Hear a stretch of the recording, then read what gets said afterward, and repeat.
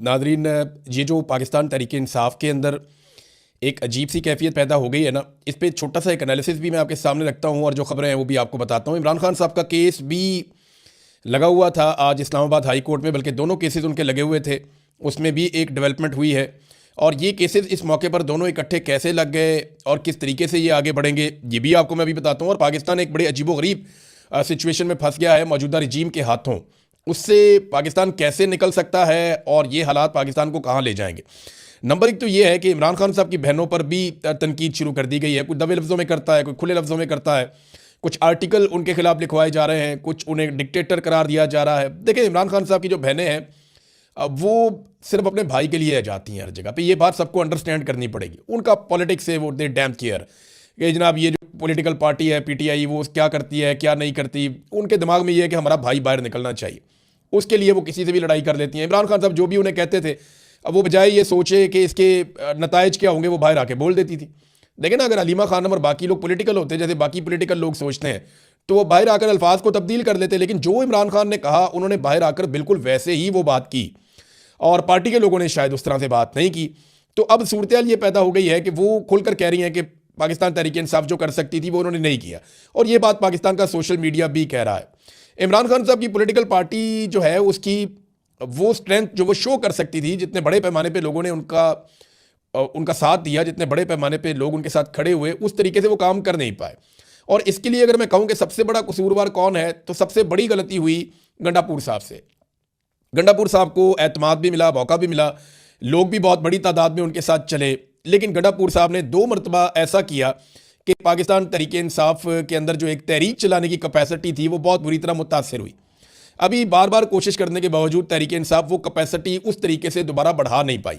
हाँ, एक मोमेंटम बनाया सुहेल अफरीदी ने और वो कुछ और चीज़ें करने की बात कर रहे हैं, लेकिन क्या ये हो पाएगा। एक तरफ इमरान खान साहब की बहनों के ऊपर तनकीद जो है वो शदीद हो गई है, वो तेज़ हो रही है, और पार्टी के जो ज़राए हैं वो ये कहते हैं, जो इंटरनल मीटिंग्स हो रही हैं उनमें यह तय किया गया कि इमरान खान साहब को मुज़ाकरात के ज़रिए बाहर लाया जाए, सड़कें कोई ऑप्शन नहीं है। अब एक सवाल ये पैदा होता है कि अगर ये मुज़ाकरात करते हैं हुकूमत के साथ तो किन शराइत के ऊपर मुज़ाकरात करेंगे। देखिए, मुज़ाकरात जब भी करने हैं तो शराइत तो इमरान खान साहब की है, और उनकी जो आखिरी 3-4 शराइत है वो मैं आपके सामने रख देता हूँ। एक, वो पहले ये कहते थे कि आप मैंडेट वापस करें, अब वो ये कहते हैं कि पाकिस्तान में नया इलेक्शन करवाएं। दूसरा, वो ये कहते हैं कि 26 नवंबर और 9 मई के हवाले से आप जुडिशल इंक्वायरी करवाएं, सीसीटीवी फुटेज निकालें और बताएं कि किसने ये कत्लेआम करवाया, इन चीज़ों को आप चेक करें। तो ये इतने सख्त मुतालबात हैं। और एक, वो ये कहते हैं कि जितने लोग बेगुनाह जेलों में कैद हैं उन सब लोगों को रिहा भी किया जाए। फिर वो अदालतों की बात करते हैं, आइन की बात करते हैं, चलें ये तो बात की चीज़ें हैं, लेकिन इन शराइत के ऊपर क्या हुकूमत मान जाएगी कि फ्री एंड फेयर इलेक्शन करवा दिया जाए। तो मुझे नहीं लगता कि ये हुकूमत फौरी तौर पे इलेक्शन करवाने के मूड में है। इनकी हालत बहुत ख़राब है, ख़ास तौर पे इनका हर फैसला आवाम नापसंद करती है, और ये फैसले भी इसी तरह के, कभी जहाज़ ले लेते हैं, कभी झूले ले लेते हैं, कभी गाड़ियाँ ले लेते हैं, तो ये इससे बाहर नहीं निकल रहे, और ये दावे करते हैं आवाम की खिदमत के, और सिर्फ अपने जलसे जुलूस और तस्वीरें, इसके ऊपर इनकी पूरी पॉलिटिक्स चल रही है। ग्राउंड के ऊपर इन्होंने गरीब आदमी के लिए किसी किस्म का कोई काम नहीं किया। अब इमरान खान की मर्जी कैसे शामिल करवाई जाए। देखिए ना, अगर पाकिस्तान तहरीक इंसाफ बातचीत करती है हुकूमत के साथ तो इमरान खान की मर्जी शामिल करवानी पड़ेगी ना। इमरान खान को कुछ मिलेगा तो इमरान खान साहब कुछ देंगे ना। इमरान खान साहब को क्या मिल सकता है। देखें, जेल से बाहर आने के लिए इमरान खान साहब क्या कुर्बान कर सकते हैं, क्या वो इस हुकूमत को तस्लीम कर सकते हैं अगले 3 सालों के लिए कि यह हुकूमत रहे। तो इसका जवाब है कि ये तो मुझे तो समझ नहीं आ रही कि इमरान खान साहब ये कबूल करेंगे। करना होता वो पहले कर लेते। दूसरी बात यह है कि इमरान खान साहब नए इलेक्शन के मुतालबे से दस्तबरदार हो जाएंगे, ये भी मुश्किल लगता है। क्या इमरान खान साहब अपना सख्त मौक़िफ़ जो है वो उसे पीछे हट जाएंगे। हाँ, ये मुझे लगता है कि इमरान खान साहब अपने मौक़िफ़ में कुछ हद तक नरमी ला सकते हैं और कुछ अपने आप को एक लिमिट में ले जा सकते हैं कि ठीक है, मैं इससे आगे नहीं जाता और तुम भी इससे आगे मत जाना। तो ये तो अच्छी बात है। अगर एस्टेब्लिशमेंट भी अपने आप को बांध ले और वो ये कहे जी ठीक है हम अपनी हदूद के अंदर जा रहे हैं, तो सियासतदान भी अपनी हदूद के अंदर चले जाएं, ये अच्छी बात है। लेकिन इस वक्त हुकूमत के पास इमरान खान को देने के लिए क्या है, यह है बड़ा सवाल। और जो लोग मुज़ाकरात करना चाहते हैं हुकूमत के साथ, वो इमरान खान को हुकूमत से क्या लेकर दे सकते हैं, यह है दूसरा सवाल। सुहेल अफरीदी साहब जो है ना, वो अच्छा सिस्टम ये बात समझता है कि ख़तरा अब उन्हें पाकिस्तान तहरीक इंसाफ से नहीं है, ख़तरा उन्हें अब इमरान खान की फैमिली से है। या सुहेल अफरीदी को वो कुछ हद तक खतरा समझते हैं, लेकिन उन्हें काफ़ी हद तक डिसक्रेडिट करने में कामयाब रही है एस्टेब्लिशमेंट। खासतौर पे जो गंडापुर साहब ने पूरा एक एपिसोड चलाया और उसके बाद जिस तरह से सुहेल अफरीदी साहब इस्लामाबाद के अंदर बंद हो गए, जब इमरान खान साहब का इशू उठा, और रहती सही कसर जो है वो अभी बैरिस्टर गौर ने कह दिया कि सुहेल अफरीदी हर चीज़ में ऑन बोर्ड थे और वो भी कॉन्फ्रेंस कॉल के अंदर शामिल थे जो अलीमा खानम सुन रही थी, तो उसे तासुर ये गया कि जैसे सारी चीज़ों में वो शामिल है, तो उन्हें डिस्क्रेडिट करने की कोशिश की जा रही है। देखिए सुहेल अफरीदी के पास अब बचा क्या है? इमरान खान साहब का जो आखिरी उनके लिए पैगाम था सुहेल अफरीदी के लिए, वो ये था कि स्ट्रीट मूवमेंट की तैयारी करो। उसके बाद इमरान खान साहब ने उन्हें कोई पैगाम नहीं दिया, और स्ट्रीट मूवमेंट की तैयारी अभी तक तो सिफर है। हाँ, ये कि मोमेंटम बनाया, जलसे जुलूस किए उन्होंने, वो तो इमरान खान का नाम लेकर आप जहाँ भी पाकिस्तान में जाएंगे, जो भी वज़ीर आला होगा वहाँ लोग निकल आएंगे, लेकिन स्ट्रीट मूवमेंट के लिए जो टेक्निकल तैयारियां हैं वो अभी तक नहीं की। और अब वो कहते हैं जी वो एक तैयारी करने जा रहे हैं, उसके लिए भी उन्हें काफ़ी रुकावटों का सामना करना पड़ेगा। देखिए सुहेल अफरीदी को ये देखना पड़ेगा कि ये जो पुराने तजर्बाकार सियासतदान हैं, ये उनको अपनी तरह का बना लेंगे थोड़े अरसे में, और उनका इमेज भी इनकी तरह का ही बन जाएगा।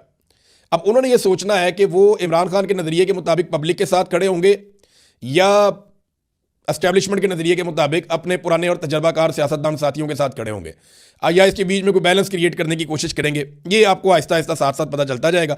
अब आ जाए इमरान खान साहब के केसेस की तरफ, तो एक केस जो लगा हुआ था हाई कोर्ट में अलकादर यूनिवर्सिटी वाला, उसमें 11 मार्च की तारीख दे दी गई। अब देखिए कितनी लंबी तारीख दी है, जरा इसका टाइमलाइन तो चेक करें ना, ये केसेस कब से इमरान खान साहब ने दायर किए हुए हैं और कितनी लंबी लंबी तारीखें दी जाती हैं।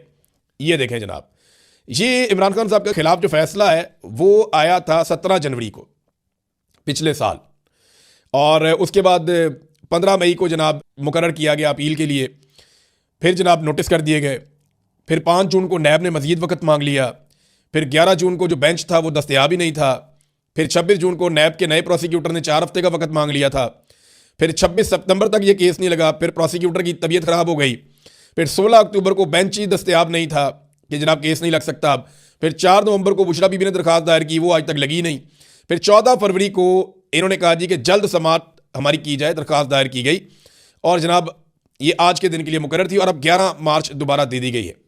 दूसरा जो मामला है उसके अंदर एतराज़ात लगा दिए गए हाई कोर्ट में रजिस्ट्रार की। एतराज़ क्या जी, ये ज़ेर ज़बर की गलती है, ये नुक्ता यहाँ क्यों नहीं लगा, ये चीज़ यहाँ क्यों नहीं लिखी, ये ऊपर आपने फ्लैग क्यों नहीं लगाए हुए, तो बड़े अजीबोगरीब किस्म के एतराज़ात लगा दिए गए जो नॉर्मली इस किस्म के केसेस में नहीं लगाए जाते।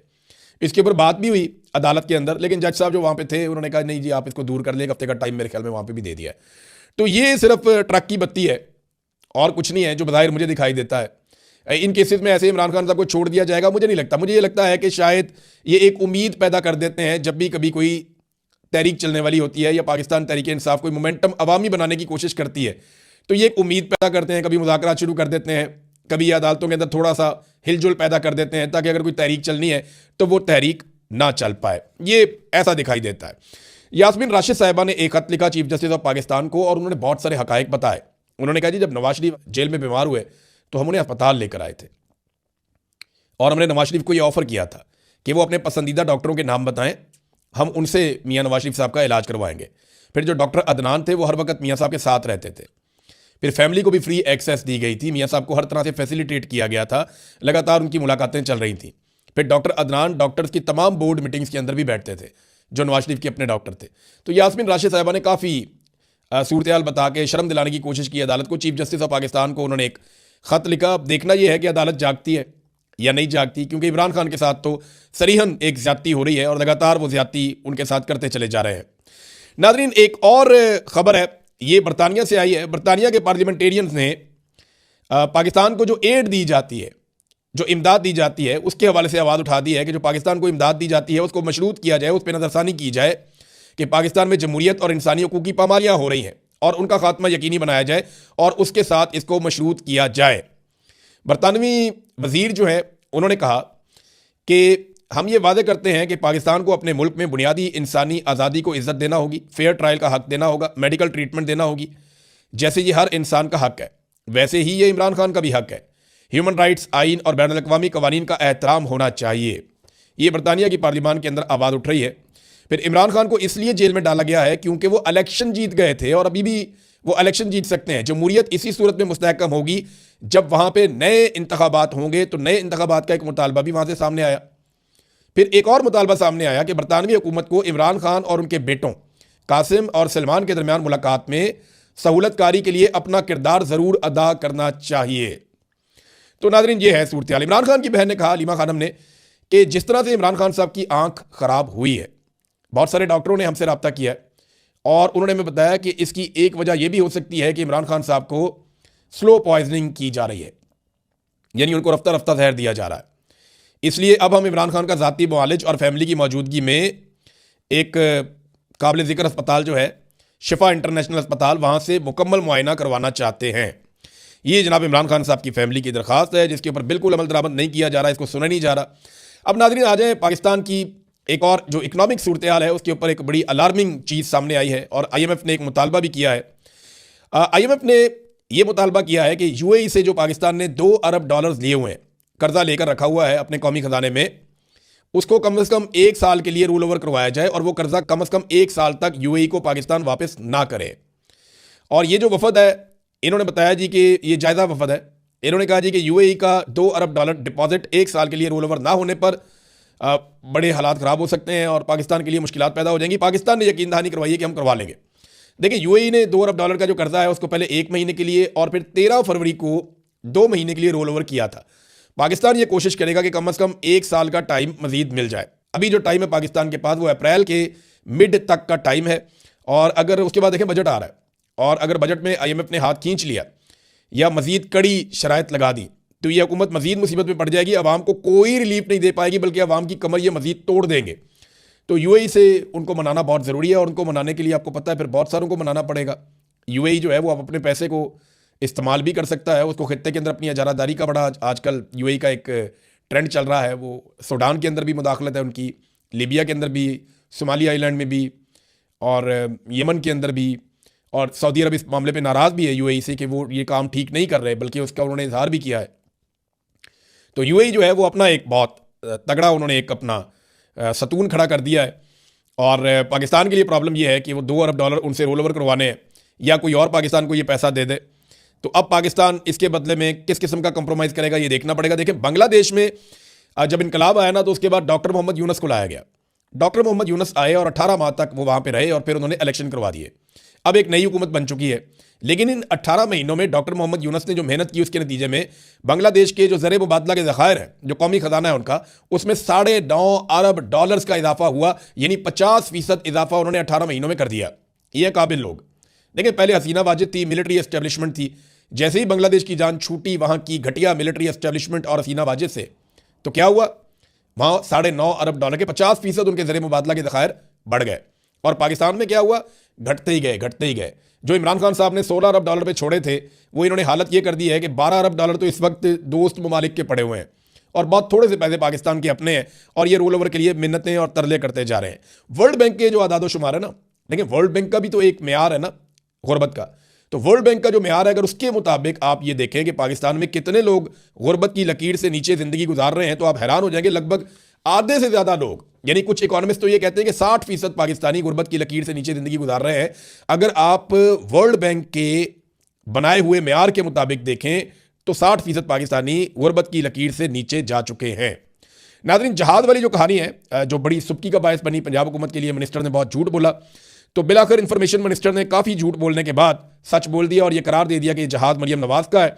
और साथ ही ताना दे दिया बिलावल को कि अगर बिलावल सिंध हुकूमत के जहाज़ में इधर उधर फिर सकता है तो फिर मरियम नवाज़ या पंजाब हुकूमत जहाज़ क्यों नहीं ले सकती, तो मरियम की भी मर्जी है। देखें, अब ये तो बिलावल के साथ भी जाती है। अगर मरियम नवाज़ की बेटी है तो बिलावल आसिफ जरदारी का बेटा है, तो फिर बिलावल को भी गल्फ स्ट्रीम का जहाज़ लेना चाहिए, उसे भी इसी तरह का एक लग्जरी जहाज़ चाहिए। वैसे इंडिया के किसी वज़ीर आला के पास या हुक्मरान के पास गल्फ स्ट्रीम का जहाज़ नहीं है, हालांकि पाकिस्तान से बहुत बड़ी इकॉनमी है वो, लेकिन उनके हुक्मरान इतने अय्याश नहीं है जितने पाकिस्तान के हुक्मरान अय्याश हैं। नाज़रीन, मोदी का जो दौरा है उस पर थोड़ी सी बात कर लेते हैं हम जाते जाते, क्योंकि ईरान के ऊपर अटैक बहुत करीब आता जा रहा है। जिनेवा के अंदर जो मुज़ाकरात हुए हैं उसके बावजूद धमकियां अमेरिका की जारी हैं। वो फुल दबाव ईरान के ऊपर डाल रहे हैं कि बहुत बड़ी जंग आप पे मुसल्लत कर दी जाएगी और ईरान में रजीम तब्दील कर दिया जाएगा। ईरान जंग से अवॉइड करना चाहता है, लेकिन जंग उसके ऊपर मुसल्लत हो चुकी है ऑलमोस्ट। या तो उन्हें अमेरिका की सारी शराइत माननी पड़ेगी या फिर उन्हें जंग के लिए तैयार रहना पड़ेगा। अब नरेंद्र मोदी ने दौरा किया है इजराइल का और इतने पुरजोश हैं नरेंद्र मोदी के, उन्होंने कोई 1 दर्जन ट्वीट कर दिए इस दौरे को लेकर, बार बार ट्वीट। और ये एक बड़ा ज़बरदस्त ताल्लुक है इसराइल का और भारत का। ये पाकिस्तान के खिलाफ भी कई मरतबा इस्तेमाल हुआ है। देखिए, पाकिस्तान ने डोनाल्ड ट्रंप तक जाने के लिए मोहम्मद बिन सलमान के लिंक को इस्तेमाल किया था। और एक बात मैं आपको बता दूं कि पाकिस्तान के सऊदी अरब के साथ शानदार ताल्लुकात हैं, बेहतरीन ताल्लुकात हैं। लेकिन मौजूदा हुक्मरानों से जो इस वक्त रजीम है पाकिस्तान में, उनसे इस वक्त की सऊदी हुकूमत कुछ ज़्यादा खुश नहीं है। ये मैं आपको आज कह रहा हूँ ना, ये मुस्तकबिल में साबित हो जाएगा। आप सबको बहुत अजीब लगेगा, लेकिन आप पिछले चंद दौरे उठाकर देख लें, आपको कुछ चीज़ नज़र आएगी। बस आप गौर करते जाएं, कुछ दिनों में आपको बहुत सारी चीज़ें नज़र आएंगी। मैं ज़्यादा कहना नहीं चाहता क्योंकि दो मुल्कों के ताल्लुकात का मामला है। तो पाकिस्तान और सऊदी अरब के ताल्लुकात तो शानदार हैं, वो हमेशा रहेंगे। लेकिन इस वक्त के सऊदी हुक्मरान, पाकिस्तान के मौजूदा हुक्मरान जिनमें एस्टेब्लिशमेंट भी शामिल है, उनसे कुछ ज़्यादा खुश नहीं है और वहाँ पर एक सर्द मोहरी देखने में आ रही है। बहरहाल, हमने जब पाकिस्तानी एस्टेब्लिशमेंट ने, आसिम मुनीर ने, शहबाज शरीफ ने ताल्लुक बनाना था डोनाल्ड ट्रंप से, तो मोहम्मद बिन सलमान के लिंक से ये लोग आगे बढ़ते हैं। उधर जब मोदी ने अपने मामला ट्रंप के साथ सीधे करने हैं तो नेतन्याहू को वो इस्तेमाल कर सकते हैं। और नेतन्याहू ये कैपेसिटी रखता भी है क्योंकि डोनाल्ड ट्रंप नेतन्याहू को बहुत ज़्यादा अपने करीब रखता है। और डोनाल्ड ट्रंप और नेतन्याहू ऐसा लगता है जैसे कि एक सिक्के के दो रुख हैं, वो एक दूसरे को बहुत सपोर्ट भी करते हैं। तो ऐसे में नेतन्याहू के लिए ये मुश्किल नहीं होगा। जो मोदी ने नेतन्याहू के साथ टाइम गुजारा है, तो इसका मतलब है कि डोनाल्ड ट्रंप के साथ भी उनके मामला ठीक होने वाले हैं। तो क्या इसमें पाकिस्तान के लिए अच्छा होगा, बुरा होगा? देखें, हर एक मुल्क को अपना हक है कि वो खुलकर अपने ताल्लुकात बनाए। इंडिया भी अमेरिका से ताल्लुकात बना सकता है, पाकिस्तान भी बना सकता है। लेकिन नॉर्मली जब पाकिस्तान और इंडिया जैसे ममालिक होते हैं जो एक दूसरे की मुखालफत में होते हैं, तो इन चीज़ों का एक दूसरे पे असर ज़रूर पड़ता है। और याद रखिएगा, मोदी जख्मी है, मोदी को मार पड़ी हुई है, उसके तैयारे गिरे और डोनाल्ड ट्रंप ने उसकी बहुत बेइज्जती की है। तो पाकिस्तान को बड़ा विजिलेंट रहना पड़ेगा इस हवाले से कि मोदी से आप कुछ भी आप उससे एक्सपेक्ट कर सकते हैं। लिहाजा we have to be very careful. अब तक के लिए इतने, अपना ख्याल रखिएगा, अपने चैनल का भी। अल्लाह हाफ़िज़।